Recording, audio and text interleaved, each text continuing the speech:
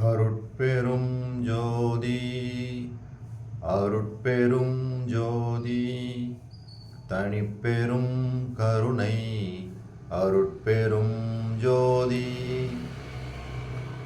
எல்லாம் செயல்கூடும் என் ஆணை அம்பலத்தே எல்லாம் வல்லான் தனையே ஏத்து.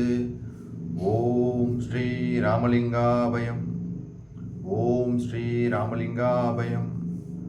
ஓம் ஸ்ரீ ராமலிங்காபயம். எல்லோருக்கும் வணக்கம்.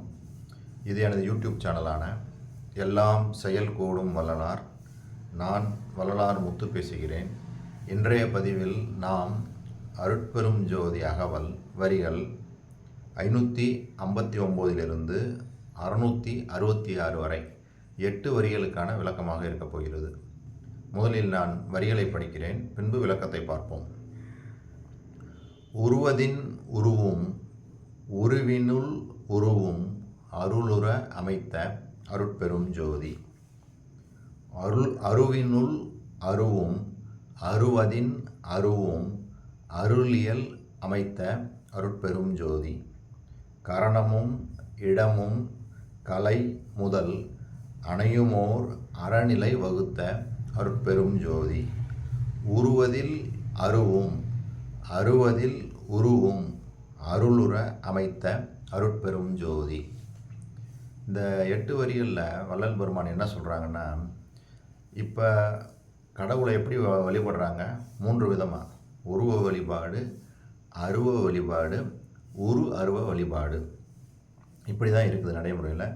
நம்ம சில பதிவுகளுக்கு முன்னாடி பார்த்தோம். நம்ம அதாவது எப்படி பார்த்தோம் அப்படின்னா, ஒரு வரி ஒன்றென இரண்டென ஒன்றிரண்டென இவை அன்றென விளங்கிய அருட்பெரும் ஜோதி அப்படின்னு அங்கே பார்த்தோம்.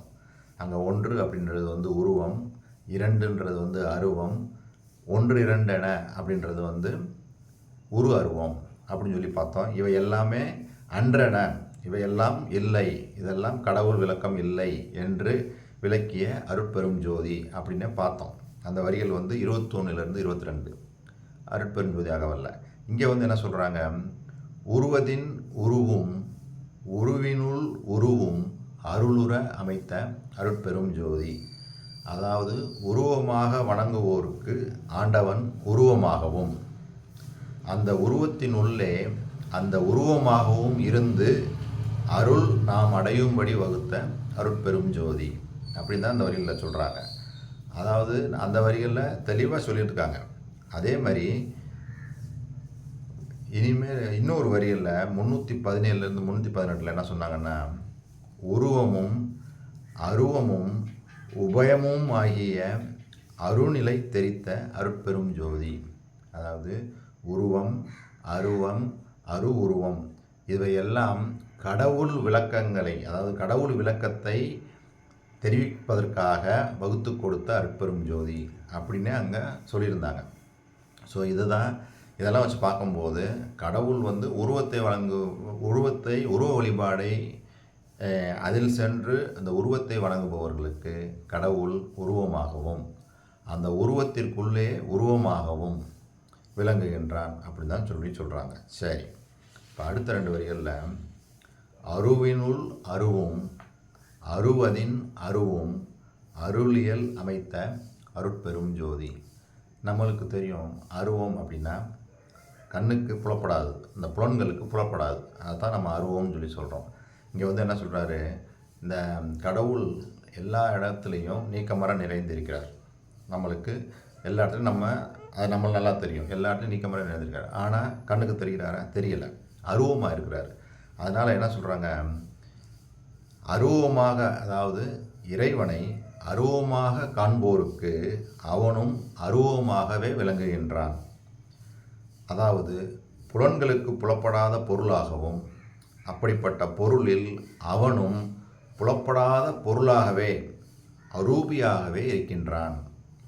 இதுவே அருவினுள் அருவம். சரி, அருவமாக உள்ள இறைவன் பால் வெளிப்படும் அருளியலும் அருவமாகவே அமைத்த அருட்பெரும் ஜோதி. இதுதான் இந்த வரிகளில் சொல்கிறாங்க. அருவினுள் அருவும் அருவதின் அருவும் அருளியல் அமைத்த அருட்பெரும் ஜோதி. சரி, அடுத்த வரிகள். கரணமும் இடமும் கலை முதல் அணையுமோர் அறநிலை வகுத்த அருட்பெரும் ஜோதி. 3 வார்த்தைகள் சொல்கிறாங்க. கரணம், இடம், கலை.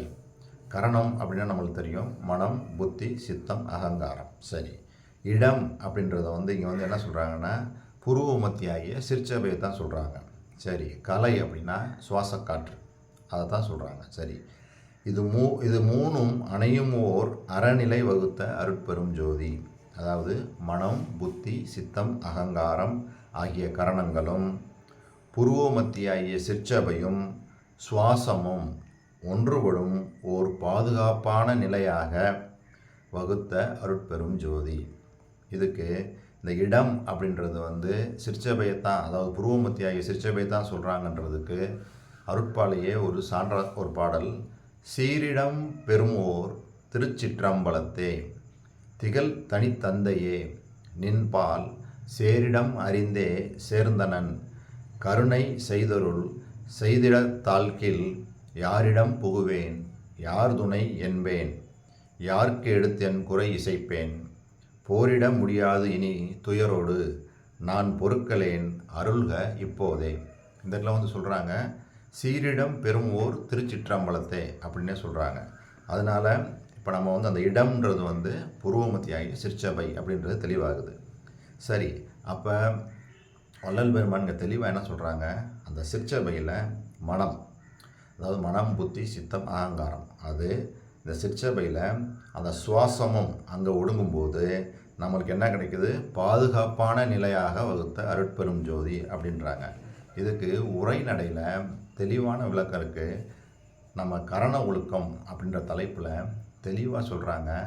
என்ன சொல்கிறாங்க பாருங்களேன், மனசை அந்த சிற்சபையிலேயே நிப்பாட்டணும். அதுக்கு நம்ம முதல்ல புருவ மத்தியில் மனசை நிப்பாட்டி பழகணும் அப்படின்னு சொல்கிறாங்க. அவர் என்ன சொன்னார்ன்றதை அவர் சொன்ன அந்த வரிகளே படித்து காமிக்கிறேன். என்ன சொல்கிறாங்கன்னா, அதாவது உபதேச குறிப்புகள் கரண ஒழுக்கம் அப்படின்ற தலைப்பில், கரண ஒழுக்கமாவது மனத்தை சிற்சபை என்னும் அறிவாகிருதி ஆக்கல், இதன் பூர்வத்தில் புருவ மத்தியில் நிற்கச் செய்தல், இதன்றி துர்விஷயத்தை பற்றாது இருக்கச் செய்தல். இதுக்கு விளக்கமாக என்ன சொல்கிறாங்கன்னா, கரண ஒழுக்கமாவது உண்மையான கடவுள் ஒருவரே என்று சத்திய சங்கல்பம் கொள்ளல், சிற்சபையின் கண் மனம் செல்லுவது தவிர வேறு எந்த வகை ஆபாசத்திலும் செல்லாமல் அதை இழுத்து மேற்குறித்த இடத்தில், அதாவது கடவுள் இடத்தில் நிறுத்துவது. பாருங்கள் எவ்வளோ தெளிவாக சொல்லியிருக்காங்க பாருங்கள். மனசை வேறு எங்கேயும் போக விடாமல் அதை இழுத்து அந்த சிற்சபையில் நிப்பாட்டணும் அப்படின்னு சொல்கிறாங்க. தெளிவாக சொல்கிறாங்க. வேறு எந்த வித ஆபாசத்திலும் செல்லாமல் அதை இழுத்து மேற்குறித்த இடத்தில், அதாவது கடவுளிடம்னே சொல்கிறாங்க. அந்த சிற்சபையை அந்த கடவுளிடத்தில் நிறுத்துவது.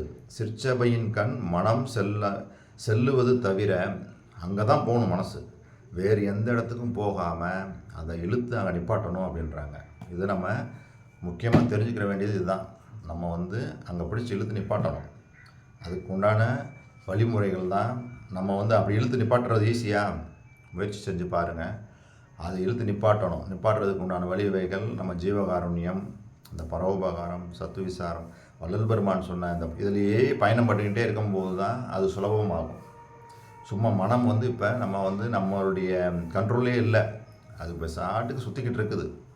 அதை ஃபுல்லாக அங்கே பிடிச்சி அங்கே நிப்பாட்டி அந்த இறை சிந்தனையிலே தான் இருக்கணும்.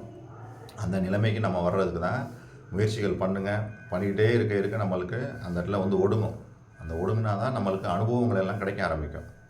அது இல்லாமல் நம்ம இப்படியே இருந்தோம்னா சுற்றிக்கிட்டே இருக்கோம், ஒன்றுமே ஒரு முன்னேற்றமும் இருக்காது. அதான் வள்ளல் பெருமான் ரொம்ப ஸ்ட்ரெஸ் பண்ணி சொல்கிறது அதான் சொல்கிறாங்க. சரி, அதான் கரணமும் இடமும் கலை முதல் அணையும் ஓர் அறநிலை வகுத்த அருட்பெரும் ஜோதி. சரி, இப்போ அடுத்த 2 வரிகள். உருவதில் அருவும் அருவதில் உருவும் அருளுற அமைத்த அருட்பெரும் ஜோதி.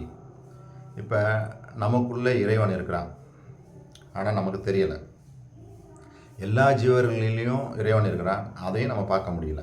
அப்போ நமது இந்த ஊனக்கண்களுக்கு வந்து அவர் வந்து எப்படி இருக்கார், அருவமாக இருக்கார். ஃபார் எக்ஸாம்பிள், இப்போ நான் வந்து உருவமாக இருக்கேன், எனக்குள்ளே வந்து கடவுள் இருக்கிறார். எப்படி இருக்கிறாரு, அருவமாக இருக்கார். அதாவது பார்க்க முடியாமல் அருவமாக இருக்கார். இதைத்தான் வந்து அவர் வந்து உருவத்தில் அரு அப்படின்னு சொல்லி சொல்கிறாங்க. அப்புறம் இந்த மனம் முதலிய கரணங்கள் வந்து செயல்பாடு இல்லாமல் இருக்கும்போது தான் அந்த பெருவெளி அனுபவம், பெருவெளின்னு சொல்லி சொல்கிறாங்க. முந்தைய பதிவுகளில் பார்த்தோம். அந்த பெருவெளி, அந்த வெளின்றது என்னது, அருவம். உருவம் இல்லாதது அருவம். அந்த மனமற்ற நிலையில் அந்த வெளியில் தான் என்ன அனுபவம் கிடைக்குது. அந்த வள்ளல் பெருமான் முன்னாடியே சொன்னது மாதிரி முதல்ல வந்து பெரும் ஜோதி அனுபவம். அந்த பெரும் ஜோதிக்குள்ளே பொன்னொளி தோன்றும். அந்த பொன்னொளிக்கு நடுவில் என்ன தோன்றுன்றாங்க, செவ்வொளி தோன்றுன்றாங்க. இதுதான் நம்ம அகத்தில் நமக்கு கிடைக்கக்கூடிய முடிவான நிறைவான அந்த அனுபவ நிலை. இந்த அனுபவ நிலையை தான் வந்து அவங்க வந்து என்ன சொல்கிறாங்க, அருவத்தில் உரு அப்படின்றாங்க. அதாவது இவ்வாறு உருவத்திலே அருவாகவும் அருவத்திலே உருவாகவும் விளங்கி நாம் அருள் பெறுமாறு வகுத்த அருட்பெரும் ஜோதி. ஸோ இது வரைக்கும் நான் சொன்ன இந்த விஷயங்கள் எல்லாம் உங்களுக்கு புரிஞ்சிருக்குன்னு நினைக்கிறேன். இதுவரை பொறுமை காத்து எனது வீடியோவை பார்த்தவங்களுக்கு கோடான கோடி நமஸ்காரங்களும் நன்றிகளும். மீண்டும் நாம் நாளை சந்திப்போம். அருட்பெரும் ஜோதி, அருட்பெரும் ஜோதி, தனிப்பெரும் கருணை, அருட்பெரும் ஜோதி.